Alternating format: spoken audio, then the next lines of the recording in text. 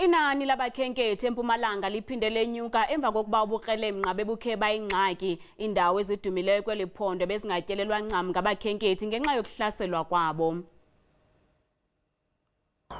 Impumalanga liphondo linomtsalane ubume beliphondo kwanenkcubeko ephuhlileyo zezona nto zenza abakhenkethi bathontelane kulo. Today we thought it's going to be family time and we'll talk about old times and future times. I was born in South Africa, but I moved to New Zealand when I was 9, and so we came to Nelspruit. We're going to see Cape Town, Joburg, all the places, but we just checked out God's window just now. Kwezinyanga zintathu zidlulileyo kuhlaselwa abakhenkethi abaliqela nto leyo yenza amagosa avule amehlo. During this festive season we came with a plan that is looking at ensuring that all of the identified tourism routes are having police that are visible, are having tourism monitors. Amanani abakhenkethi anyukile susela oko ukuqala elixesha leholide. Our numbers have been down and drastically down,